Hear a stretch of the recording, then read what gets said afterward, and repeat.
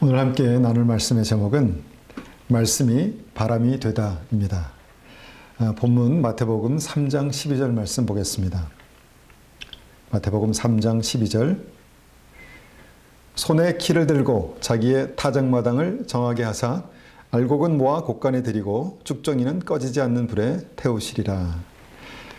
이 말씀은 마지막 때에 주님의 심판에 관한 말씀이죠. 주님의 키에 알곡과 쭉정이를 올려놓으시고 키질을 시작하시면 알곡과 쭉정이 모두가 이제 바람에 던져지는데, 그때 알곡의 믿음은 주님께 가까이 모아지고 쭉정이의 믿음은 바람에 날려서 주님으로부터 멀리 그렇게 가게 된다는 것입니다. 그리고 그 끝날에는 그것을 모아서 불에 태우시는 심판을 하시게 된다라는 그런 말씀입니다.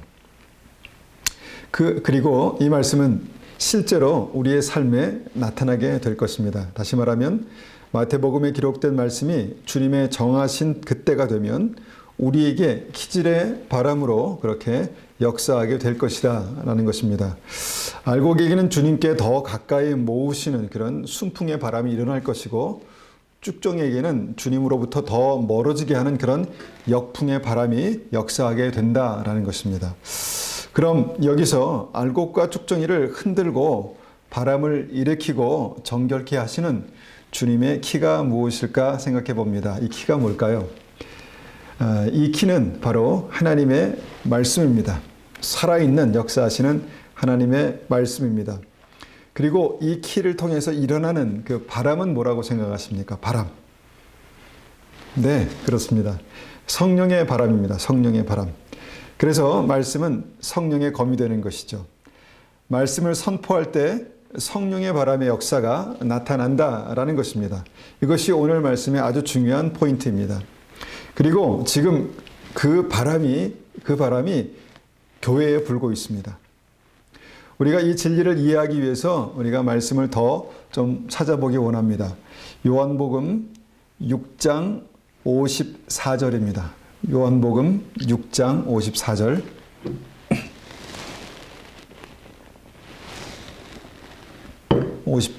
받들어 읽겠습니다.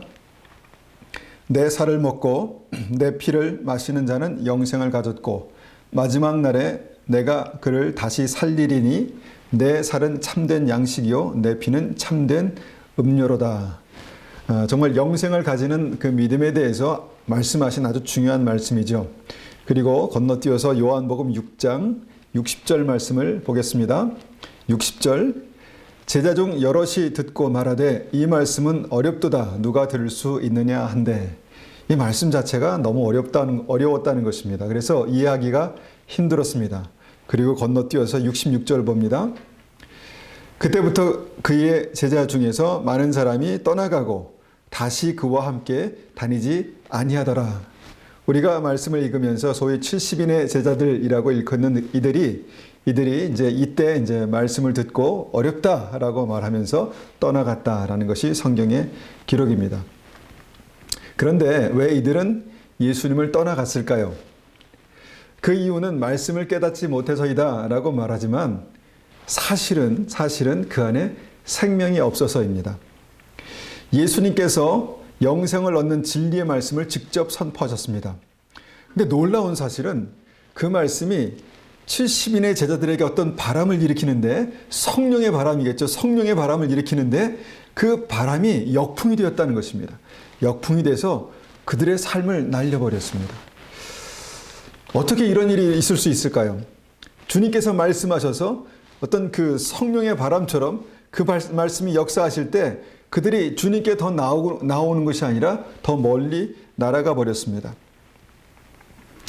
역풍이 되었다는 것이죠. 왜 그런가 한번 생각해 봅니다. 왜 그랬을까? 왜 그랬을까요? 그들 안에 주님의 말씀보다 주님보다 더 높아져 있는 어떤 지적인 교만이 있었기 때문입니다.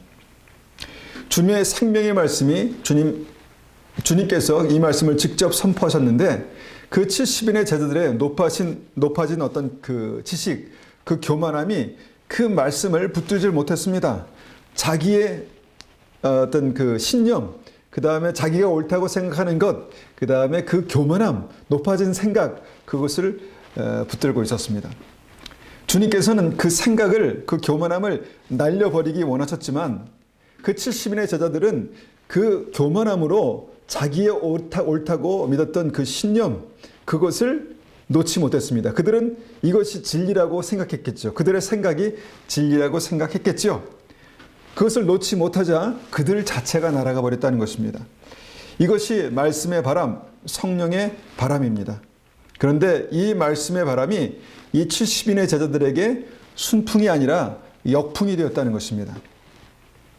여러분, 주님의 말씀보다 높아진 모든 것들은 아무 쓸데없는 것들입니다. 대부분은 죄입니다. 그들은 말합니다. 말씀이 어렵다.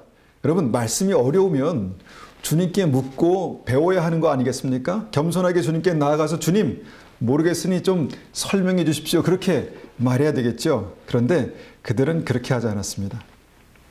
말씀이 어려운 게 아니라 말씀이 못마땅했습니다. 말씀이 싫었습니다. 그들의 스스로 높아져 있는 이 생각이 말씀 위에 서 있었다는 것입니다. 그리고 그들은 그 말씀 위에서 교만해져 있습니다. 예수님께서 직접 말씀하셔도 그 말씀은 아니야, 이것은 잘못됐어 라고 그렇게 판단할 수 있었는데 그들의 믿음이 하나님의 말씀, 성령의 말씀이 불 때 역풍이 되어서 오히려 그들이 날아가 버렸다는 것입니다. 여러분, 교만은 패망의 선봉이고 넘어짐의 앞잡이다라는 말씀을 우리가 여기서 꼭 기억해야 합니다. 교만은 진리의 말씀이 선포될 때 그렇게 반드시 역풍을 만납니다. 바람이 불 때 몸을 낮추면 날아가지 않습니다. 그런데 바람이 불 때 몸을 꼿꼿이 세우면, 여러분, 교만해지면 여러분 그 바람이 역풍이 되는 것입니다. 말씀이 바람이 부는 그 자리에 12명의 제자들도 있었습니다. 주님께서 그들에게 물으시죠. 요한복음 6장 67절입니다. 예수께서 12 제자에게 이르시되 너희도 가려느냐? 그들 중에 베드로가 대표로 대답합니다. 68절입니다. 시몬 베드로가 대답하되 주여, 영생의 말씀이 주께 있사오니 우리가 누구에게로 가오리까? 이 말씀 보니까요, 사실 제자들도 이 말씀을 정확히 깨닫지는 못했습니다. 그냥 주님께서 말씀하셨으니까 이것이 영생의 말씀입니다 라는 그런 믿음이 있었다는 것이죠. 주님의 살을 먹고 피를 마시는 것이 어떻게 이해가 되겠습니까? 이것은 이교도들의 주술 행위 정도로 그렇게 이해할 수 있는 그런 상황이었습니다.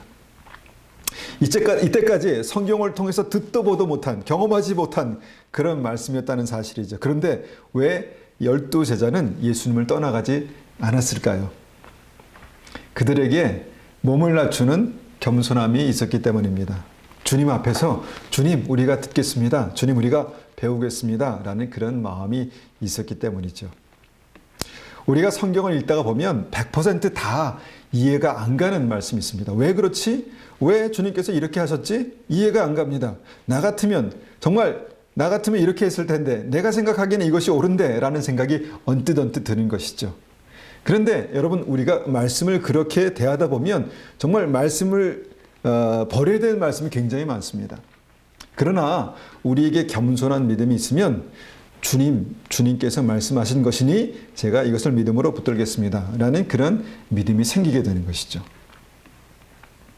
핵심은 주님의 말씀이 선포될 때 그렇게 성령의 바람이 분다는 것입니다.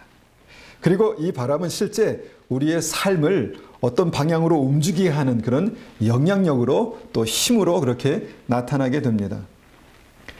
말씀의 바람이 불 때 이때 쭉정이는 날아가고 알곡은 주님께로 더 가까워지는 것입니다. 이것이 말씀의 바람, 성령의 바람입니다. 진리의 말씀이 선포되면 반드시 이런 성령의 바람이 일어납니다. 그때 말씀의 바람이 어떤 이들에게는 순풍이 되어서 주님께 나오는 것이고, 어떤 이들에게는 역풍이 되어서 오히려 주님께로부터 멀어진다는 것입니다. 하나님의 말씀인데도 그런 역사가 나타난다는 것입니다. 그래서 이 말씀이 바로 순풍과 역풍, 바람입니다. 여러분, 70인의 제자들처럼 주님의 말씀보다 높아질 수 있습니다. 주님의 말씀보다 우리의 생각이 높아질 수 있다는 것입니다. 그런데 그렇게 되면 위험합니다. 우리가 정확한 판단의 기준이 나에게 있다고 생각합니다. 내가 말씀을 판단할 수 있다고 그렇게 믿습니다. 이것이 많은 크리스찬들에게 믿음이 있다고 하는 크리스찬들이 정말 그리스도의 몸을 떠나는 이유입니다. 이 말씀은 잘못됐어. 이 성경은 이 성경을 이렇게 이해하는 것은 잘못됐어 라고 그렇게 스스로 생각하는 것이죠. 그래서 그리스도의 몸을 떠나갑니다. 그래서 우리가 이 말씀을 통해서 볼 수 있는 것은 진리의 말씀이 무조건 은혜의 바람, 순풍이 되는 것은 아닙니다. 혹시 여러분 바람이 불 때 그 바다에서 그 윈드 서핑, 그러니까 그 서핑에 돛을 달고 윈드 서핑하는 사람을 보셨나요? 제가 그것을 한참 동안 볼 수 있는 기회가 있었습니다. 그 윈드 서핑에 돛을 달고 사람들이 이리저리 왔다 갔다 그렇게 이 서핑을 즐깁니다. 근데 신기한 것은요, 바람은 계속 한 방향으로 불고 있는데 서핑보드는 바다를 이리저리 그렇게 활보하고 다닌다는 것입니다. 어떻게 이것이 가능할까? 참 신기했습니다. 여러분, 서핑을 할 때 능숙한 기술로 모든 바람을요, 순풍으로 이용하는 그런 기술이 그들에게 있었습니다. 그렇게 잘 나가던 보드가요, 이렇게 순풍을 맞으면서 잘 나가던 그런 보드가 갑자기 역풍을 만나잖아요. 그러면 그러니까 바람을 조절을 잘 못한 것이죠. 그래서 순풍이 갑자기 역풍이 된 것이죠. 그러면 바다에 빠집니다. 물론 이제 바다에 빠져서 다시 이제 세우고 바람을 이제 타는 서핑을 하는 그런 모습들을 봤습니다. 여러분, 이와 비슷합니다. 교만해서 마음이 높아져 있으면요, 말씀의 바람은 역풍이 되는 것입니다. 심판의 바람이 되는 것입니다. 우리가 이것을 분명히 기억하고 마음에 새겨야 합니다. 우리가 한 군데 말씀을 더 봅니다. 이 사건이 있은 이후에 예수님은 12 제자들에게 다시 한번 이 말씀의 바람을 선포하십니다. 이 말씀을 하십니다. 자, 보십시오. 마태복음 26장 13절입니다. 마태복음 26장 13절. 13절입니다. 내가 진실로 너에게 이르노니 온 천하에 어디서든지 이 복음이 전파되는 곳에는 이 여자가 행한 일도 말하여 그를 기억하리라 하시니라. 그때 12 중에 하나인 가룟 유다라 하는 자가 제사장들에게 가서 말하되 내가 예수를 너에게 넘겨주리니 얼마나 주려느냐 하니 그들이 은 30을 달아주거늘. 이 말씀은 마리아가 300데나리온 하는 아주 값비싼 향유를 주님께 부어드렸을 때 주님께서 선포하신 진리의 말씀입니다. 이 말씀에 대해서 주님은 복음과 함께, 복음이 전해지는 곳마다 복음과 함께 전해져야 하는 이 복음, 또 다른 복음이다 라고 그렇게 하신 말씀입니다. 그런데 이 말씀이 주님으로부터 선포될 때 이 말씀이 바람을 일으킵니다. 이 말씀이 바로 바람이 되어서 가롯 유다에게 불어닥치는데 그것이 역풍이 됐다는 것입니다. 그때 가롯 유다는 이 말씀의 바람에 쭉정이 같이 그렇게 날아가 버리게 됩니다. 가롯 유다는요, 자기의 분명한 옳다는 생각이 있었습니다. 그것을 확신했습니다. 당연히 이런 상황에서 주님께서 여인을 나무래시던가 적어도 값비싼 향유를 그렇게 허비하는 것에 대해서 이것은 아니다라고 그렇게 말씀하실 줄 알았습니다. 그런데 이게 웬일입니까? 오히려 이 여인의 행한 일이 복음이다 그렇게 말씀하셨다는 것이죠. 그때 가롯 유다는 매우 당황했을 것입니다.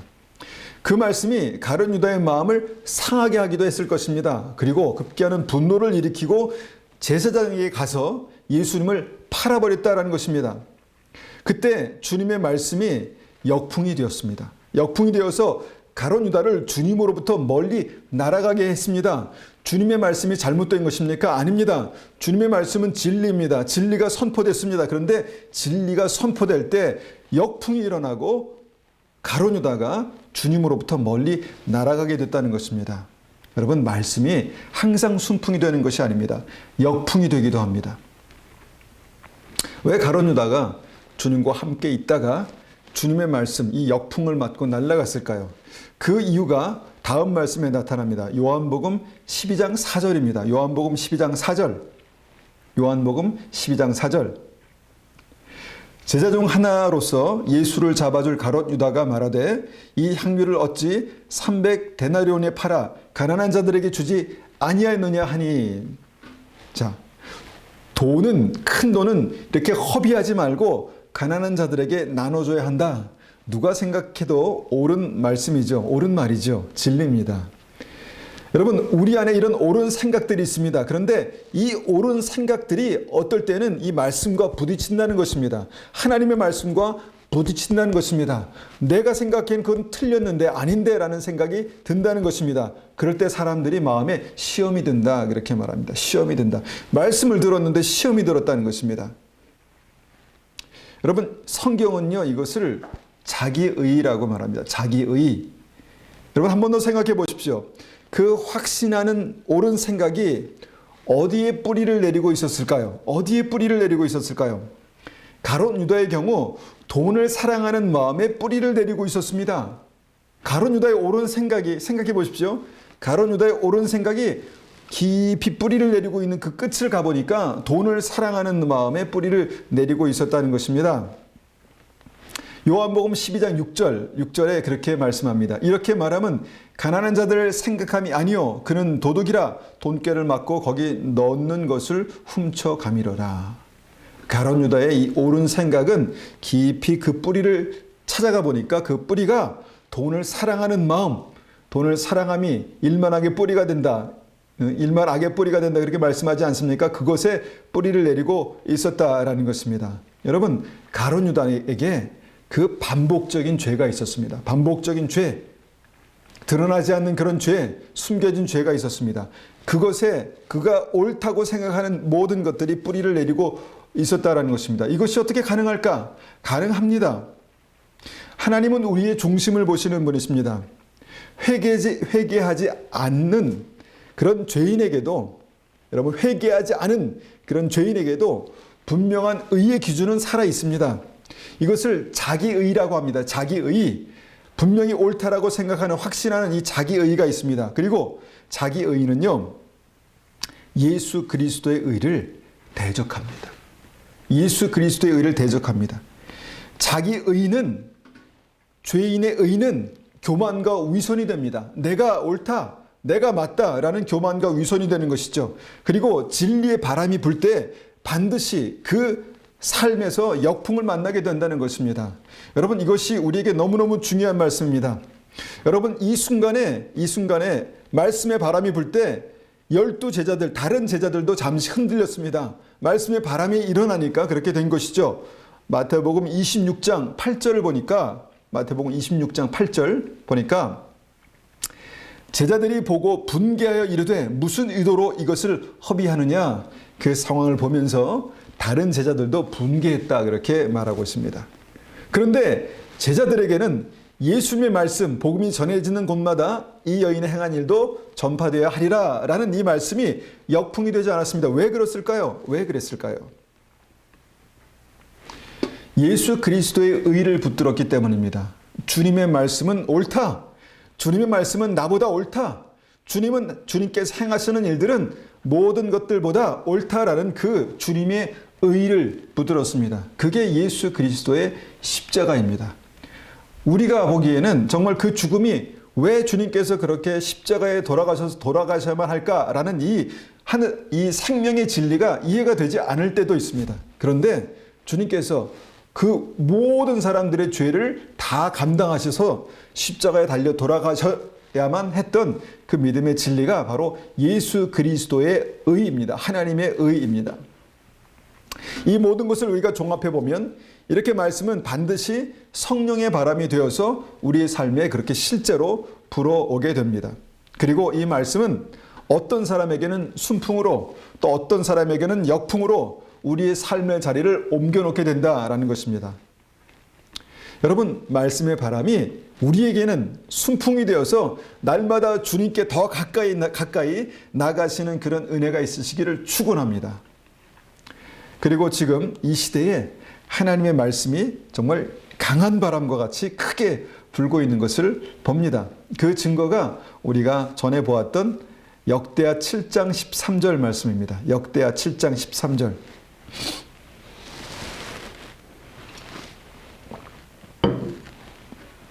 역대하 7장 13절 제가 받들어 읽겠습니다.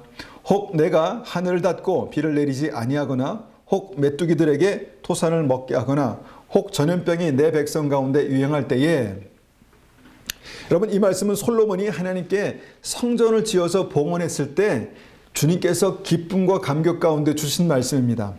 이 말씀이 문자 그대로 어떤 타풍과 같이 지금 전 세계를 흔들고 있습니다. 정말 가뭄과 메뚜기 떼와 그 다음에 전염병이 정말 온 지금 이 지구를 흔들고 있다라는 것입니다. 여러분 이것이 바로 말씀이 큰 바람이 되어서 불어오는 것입니다. 여러분 이 큰 바람에 지금 우리가 어떻게 대처하는 것이, 어떻게 살아가는 것이 맞을까요? 여러분 중요한 것은 이 큰 바람이 우리에게 역풍이 될까 아니면 순풍이 될까, 이것이 중요합니다. 주님께서는 이 태풍과 같은 이 말씀의 바람이 순풍이 되기를 원하십니다. 그래서 우리에게 이 말씀을 주시는 것입니다. 믿음은 우리를 주님께로 더 가까이 부르시고 계시는 하나님의 역사로 나타나야 합니다. 반드시 그렇게 돼야 합니다. 그럼에도 불구하고 어떤 이들에게는 이 바람이 역풍이 될 것입니다. 여러분 역풍의 끝이 어디라고 그렇게 말씀드렸습니까?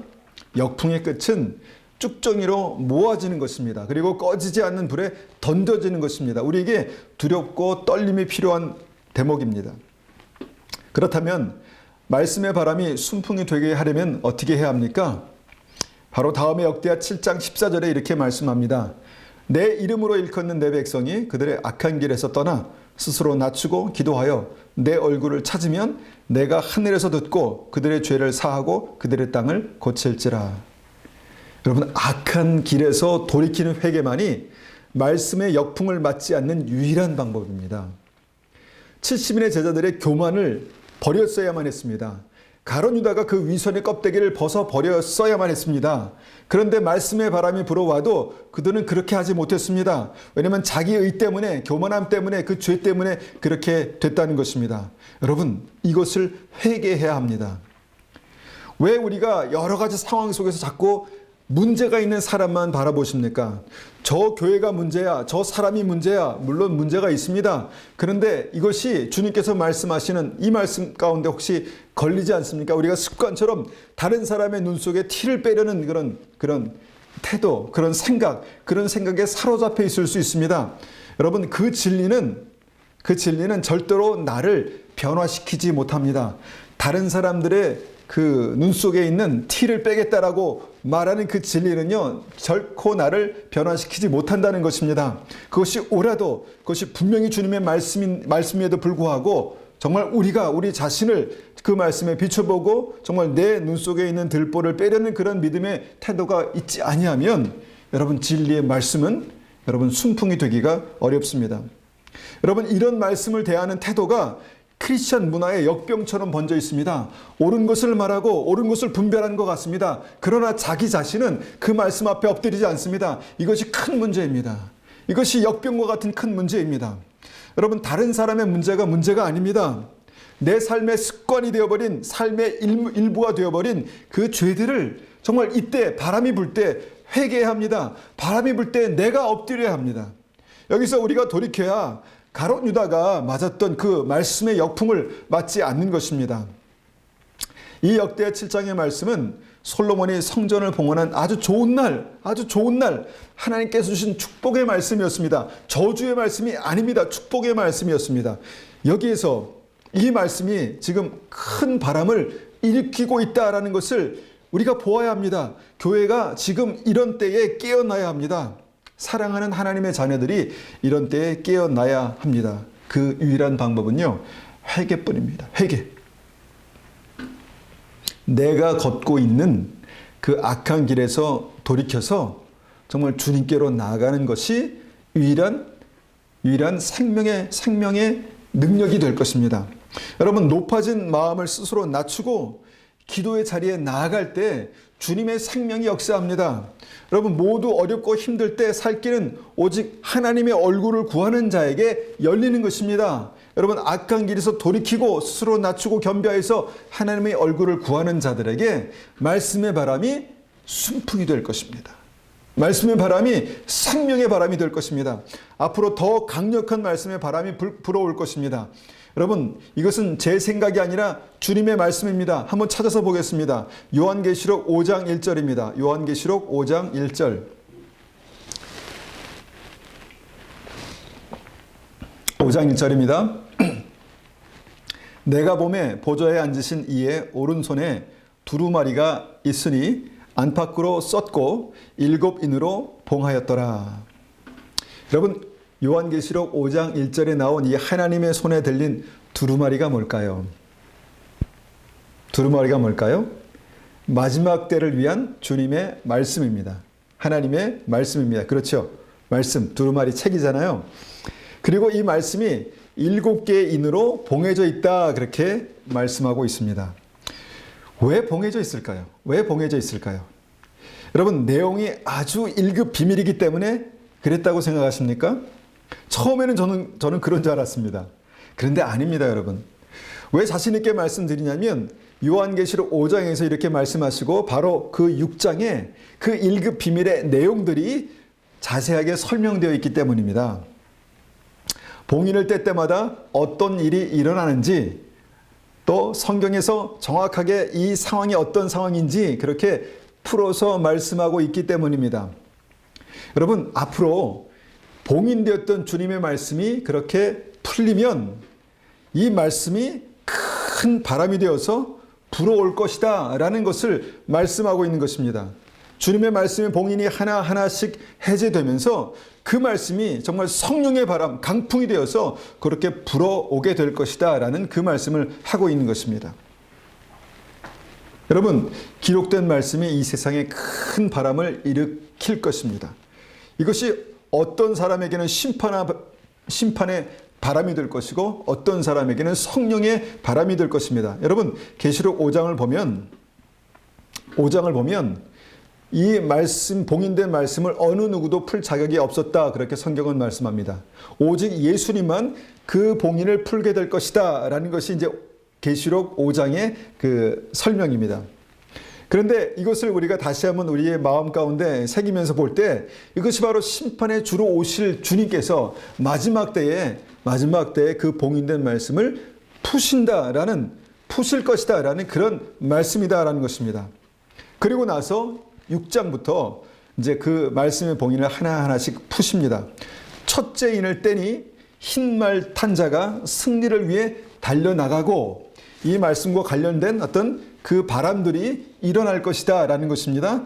둘째 인을 떼니 붉은 말 탄 천사가 서로를 헐뜯고 죽이는 권세를 받아 세상으로 나아가고, 이런 일들이 있을 것이다 라고 말씀하는 것이죠.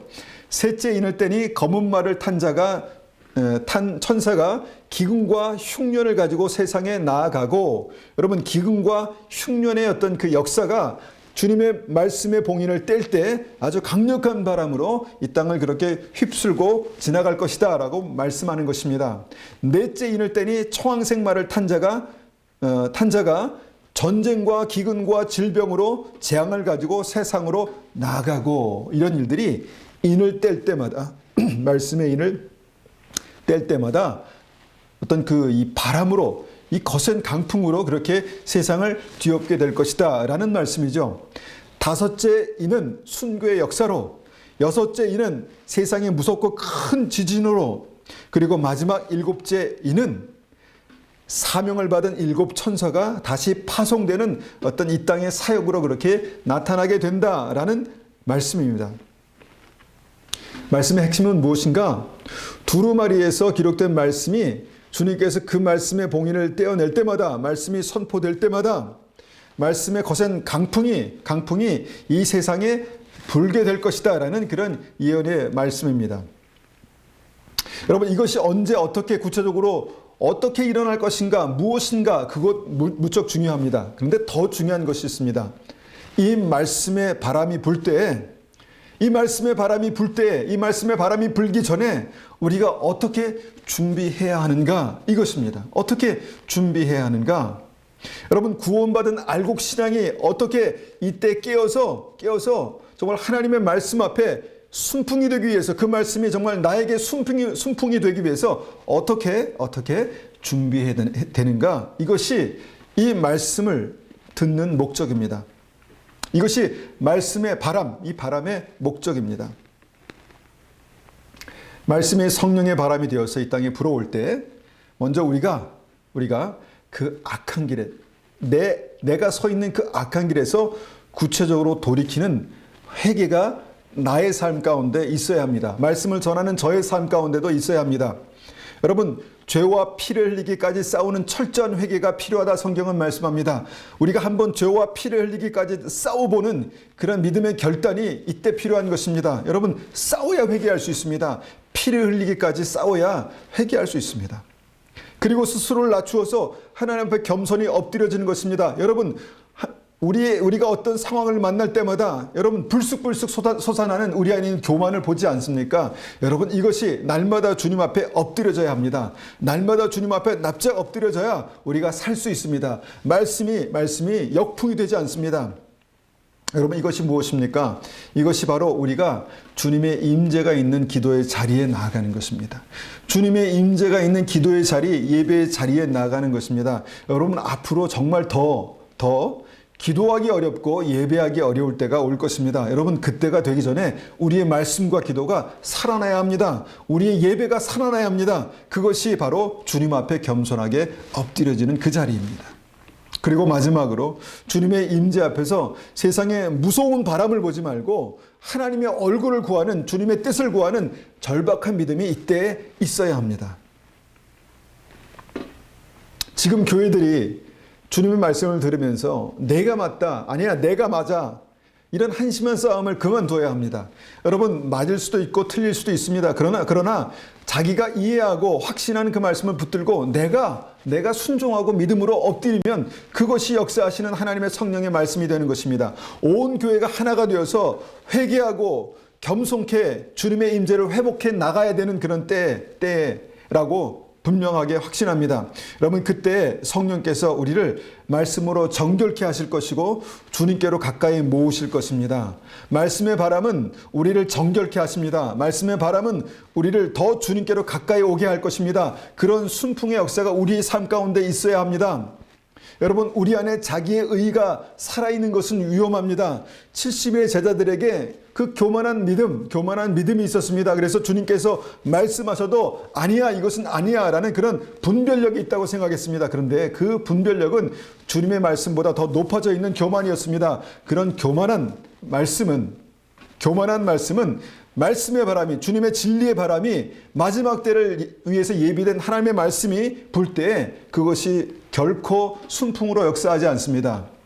그 교만이 꺾이는 역풍으로 역사할 것입니다. 다행히 꺾여서 주님 앞에 엎드리면 좋은데 그것을 끝까지 놓지 않고 있다가는 여러분 그 자기가 붙들고 있는 그 말씀과 함께 여러분 주님께로부터 멀리 날아갈 수도 있다라는 것이 70인의 제자들의 어떤 교훈입니다. 여러분, 가룟 유다가 아무리 재정 사용에 대해서 맞는 말을 했다고 해서 여러분 그것이 그에게 생명이 됐습니까? 아닙니다. 주님의 진리의 말씀이 선포될 때 오히려 그것이 역풍이 됐습니다. 왜냐하면 그 10년 가운데 깊이 잠재되어 있던, 회개되지 않았던 그 죄가 모든 삶의 뿌리가 됐기 때문입니다. 여러분, 주님의 말씀이 성령의 바람이 되어서 지금 우리에게 불고 있습니다. 이 말씀의 바람이 역풍이 되는 것이 아니라 순풍이 돼야 우리가 주님께로 더 가까이 나아갈 수 있습니다. 여러분, 우리가 몸을 낮추고 주님 앞에 엎드리면 이 말씀의 바람이 우리를 정결케 하실 것이고 날마다 주님께로 더 가까이 나아가게 하실 것입니다. 여러분, 정말 정신을 차려야 될 때입니다. 믿음 안에 깨어나야 할 때입니다. 하나님 앞에 더 전심으로 기도하고 부르짖고 믿음으로 나아가야 합니다. 그래야 삽니다. 그래야 우리가 살아날 수 있습니다. 그래야 주님께서 말씀의 바람을 이 땅에 보내실 때 정말 믿음의 성도들이 하나님 앞에서 찬송하며 주님께로 더 가까이 갈 수 있습니다. 우리가 이 말씀을 가지고 한번 같이 기도하겠습니다. 주님, 이 말씀이 정말 하나님의 말씀이 우리에게 순풍이 되어서 날마다 우리를 정결케 하고 주님께로 더 가까이 나아가게 하는 그런 믿음의 역사로 나타나게 도와주시옵소서. 그렇게 한번 같이 믿음으로 기도하겠습니다. 함께 기도하겠습니다.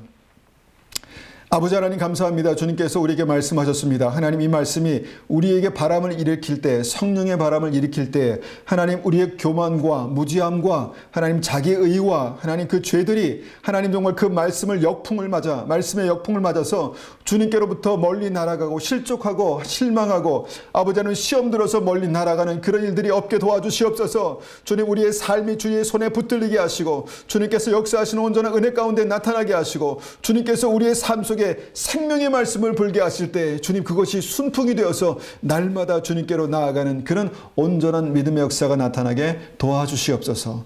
주님 감사합니다. 예수님의 이름으로 감사하며 기도드렸습니다. 아멘.